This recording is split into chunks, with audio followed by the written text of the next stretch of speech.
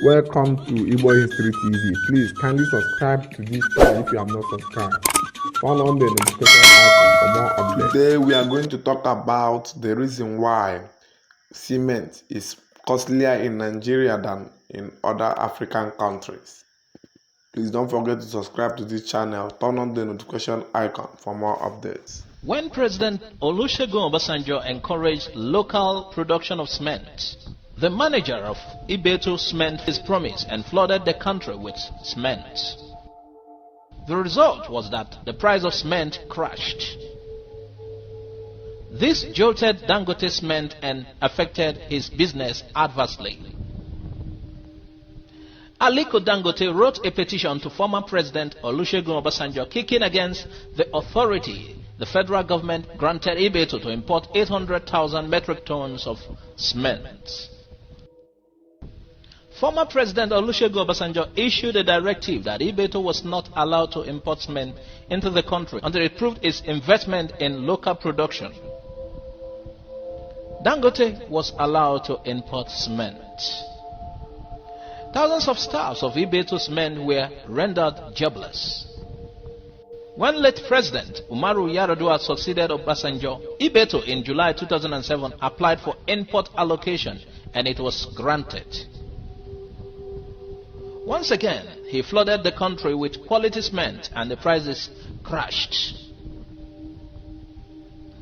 Dangote Cement PLC quickly filed a suit alleging that Igbo Cement Company is gaining undue advantage by the federal government. On its part, the federal government contended that Dangote Cement PLC is plotting to wipe out fair competition and create a monopoly in the industry and transform itself to the only cock that crows in Nigeria. But Igbo fortified terms of settlement which were entered as consent judgment in the suit. In line with the consent judgment, it will continue to import 1.5 million metric tons of cement per annum for the period between 1st October 2007 and 30th of September 2019. This was in line with the federal government guarantee conveyed in a letter by the Ministry of Trade and Industry dated 5th June 2002. By the judgment, the federal government was to pay Igbo Cement Company the sum of $40 million and 1.9 billion naira. The amount is the verified claims by the Interministerial Committee of the federal government for losses suffered by Igbo from the unjustified closure of its bagging plant between December 2005 and when it resumed operation in October 2007. But Dangote Cement PLC consented that its rights and interests were affected by the consent judgment. Dangote argued that the continuance of Igbo cement makes Dangote cement expensive. However, the federal government and 6 of its agencies, which are the other defendants in the counter affidavit deposed to by one Emmanuel Joel, an assistant litigation officer in the law firm of Kenna Partners, argued that Dangote Cement PLC filed the suit with only one intention: to wipe out competition in cement business and become a monopoly. The federal government also contended that Dangote Cement has no locus in filing the suit as the matter didn't concern them. It averred that the suit instituted by Igbo Cement against the federal government was not fraudulent. Furthermore, it argued that Dangote Cement was not a nominee or agent of government agencies, which are defendants in the suit, and is not acting on their behalf. It argued that Dangote Cement PLC is not an agency of federal government with the statutory mandate of administering, managing or enforcing tax compliance, therefore lacking the local standing to commence or maintain the legal action and seek the reliefs in the case. Igbo took cement to another level.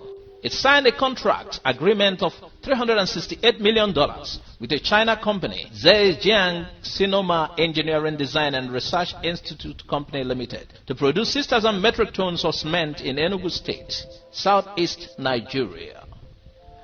The contract covered crushing limestone mining, cement raw materials to packaging, shipped to the whole process, and a 45 megawatts captive power plant covering engineering design, equipment, steel, material supply, civil works, installation, commissioning, and personal training. Already, Ibeto Company operates a similar facility in Port Harcourt, Rivers State, which produces 6,000 tons of cement. Dangote was afraid that his dominance and monopoly of cement production will be destroyed by Ibeto. Ibeto is a billionaire and one of the wealthiest men in Africa. As of 2013, he was estimated to be worth about $3.7 billion by Ventures Africa.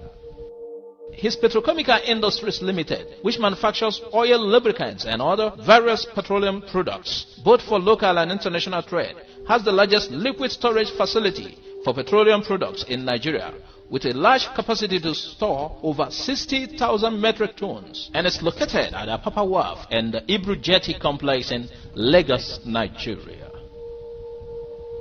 President Buhari came into power. Ibeto Company applied for foreign exchange from the CBN but was denied. Dangote applied and was granted. He has continued to enjoy all manner of waiver. Like Dangote did during the Obasanjo regime, he was said to have approached his Fulani brother. Buhari banned Ibeto cement. Following the closure of Ibeto cement by Buhari, the prices of cement jumped from 1,500 naira to 2,500 naira, and Dangote is smiling to the bank. Ibeto's account is frozen. Dr. Cletus Ibeto has been arrested several times, questioned by security agencies, harassed, humiliated, and intimidated. There is no law in the Nigerian law books that Ibeto Company has breached. What then is his crime? Why this mistreatment?